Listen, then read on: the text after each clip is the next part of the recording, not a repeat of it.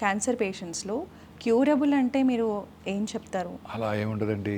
C the unpredictable biological behaviour of that cancer makes the most predictable treatment unpredictable.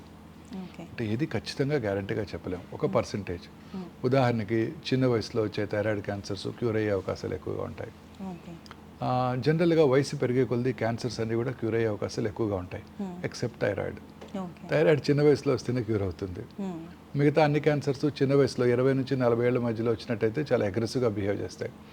క్యాన్సర్లో మనం రెండు చూడాలండి. ఒకటి stage, రెండోది గ్రేడ్, అంటే దాని బిహేవియర్. ఓకే. అంటే పెథాలజిస్టు వారు డయాగ్నోస్ చేసినప్పుడు ఇది లో గ్రేడ్ ట్యూమరు లేదా హై గ్రేడ్ ట్యూమరు డయాగ్నోస్ ఇస్తారు. లో గ్రేడ్ ట్యూమర్స్ అంటే స్లోగా పెరిగేవి, హై గ్రేడ్ ట్యూమర్స్ అంటే అగ్రెసివ్గా పెరిగేవని అనమాట.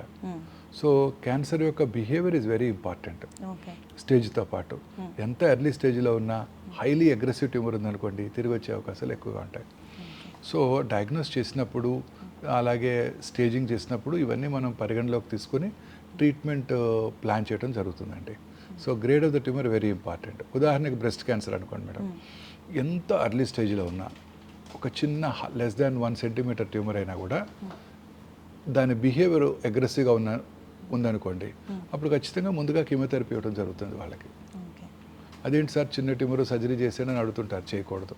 దాన్నే ట్రిపుల్ నెగిటివ్ బ్రెస్ట్ క్యాన్సర్ అంటారు. అంటే ఈస్ట్రోజన్ రిసెప్టారు, ప్రొజెస్ట్రాన్ రిసెప్టారు, హర్టున్యూ రిసెప్టారు 3 నెగిటివ్గా ఉంటాయి అన్నమాట. 3 నెగిటివ్గా ఉన్నాయంటే అది అగ్రెసివ్ క్యాన్సర్ అని అర్థం అండి. సో వాళ్ళకి ముందుగా కీమోథెరపీ ఇవ్వడం జరుగుతుంది, లేదా కీమోథెరపీతో పాటు ఇమ్యూనోథెరపీ కూడా ఇవ్వడం జరుగుతుంది. సో క్యాన్సర్ స్టేజే కాదండి, క్యాన్సర్ బిహేవియర్ అంటే దాని యొక్క గ్రోత్ పొటెన్షియల్ కూడా చాలా ఇంపార్టెంట్. ఇది మనం డయాగ్నోస్ చేసినప్పుడు మన పెథాలజిస్ట్ మనకి ఇస్తారనమాట ఇది.